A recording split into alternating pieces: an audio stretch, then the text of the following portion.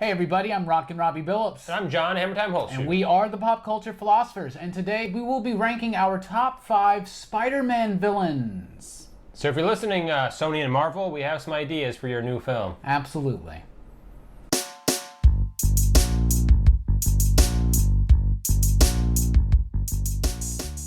Alright, number 5 is Carnage, Cletus Cassidy. Created by David Michelinie, Eric Larson, and Mark Bagley. In 1992, he debuted fully as Carnage in The Amazing Spider-Man number 361. It was a great book. I'm a huge Carnage fan, and we put him on the list because he's very, very popular. A lot of you guys spoke for Carnage and his inclusion on this list.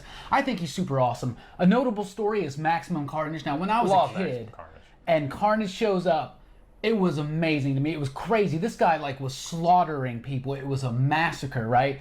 And that's what Carnage is about. And every time he shows up, and this is why he's on this list, is because every time he shows up, Spider-Man flips out because he knows that the body count's going up and he doesn't have a single moment's rest at all when Carnage is loose, because all he does is kill and slay for no reason. He's basically his Joker almost. Yeah, he's not all there.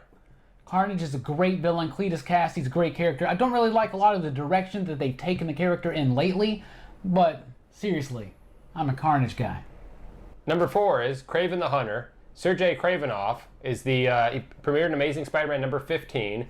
He is a hunter that, I guess, he's a hunter, and the ultimate game, I guess, you're going to go after anybody. What's better than hunt Spider-Man? Absolutely. He's hunted everything else. Yeah, he's got Rhino, Buffalo. Let's go after one of the greatest superheroes of all time. So he's out to get Spider-Man. And he actually was rumored to be the villain in the last Spider-Man they were going to make that never came to fruition. But be a good choice.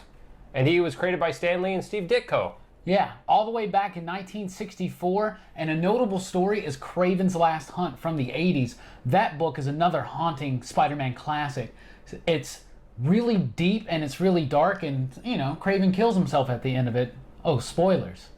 Number 3 is Venom. That's right, the Eddie Brock Venom, created in 1988 and debuted in The Amazing Spider-Man number 300 in all of his glory. He was created by David Michelinie, Mike Zeck, and Todd McFarlane. Anyway, Venom is an awesome guy. We have 2 symbiotes on the list, and I get both of them because I am a symbiote fanboy.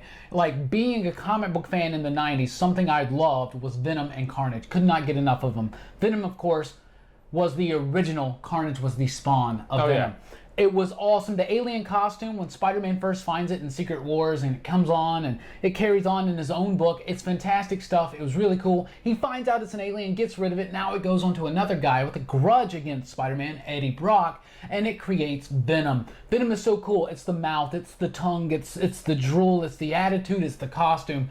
Because the black costume on Spider-Man is still one of the absolute coolest Spider-Man costumes. But now you give him a mouth with a tongue and sharp teeth, dude, I couldn't have enough of it. And of course, he actually kind of turned into a good guy, even though he does still hate Spider-Man. Bring back Eddie Brock.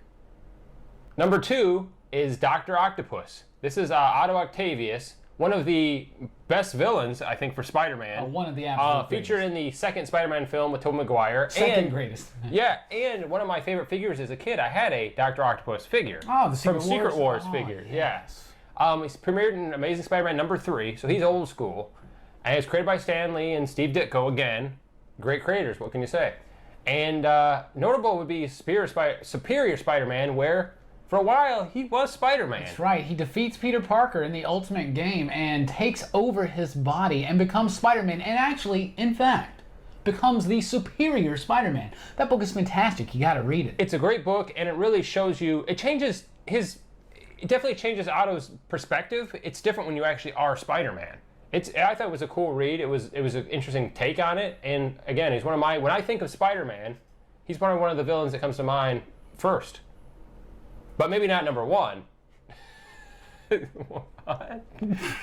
Number 1 is Green Goblin. Debuted in Amazing Spider-Man number 14 from 1964. Created by, of course, Stan Lee and Steve Ditko. Now, there's been many Green Goblins, 2, 3, maybe 4, but We're talking about Norman Osborn. The original Green Norman Goblin. Osborn has always been a thorn in Peter's side. It is fantastic. He is involved, of course, in the death of Gwen Stacy and gets impaled on his own glider. Dude, the costume, maybe it kind of looks a little hokey if it was done in like real life, and maybe that's why they've always kind of shied away from it. But in the comics, it looks great. The mask, the glider is so cool. The pumpkin bombs. He's a Halloween-themed villain. And he's super fun. He's just Machiavellian. And Norman Osborn himself is just such a great villain, and very much a Lex Luthor. So what if Lex Luthor went crazy and put on a goblin suit and started throwing pumpkin bombs at people? That's what Norman Osborn is.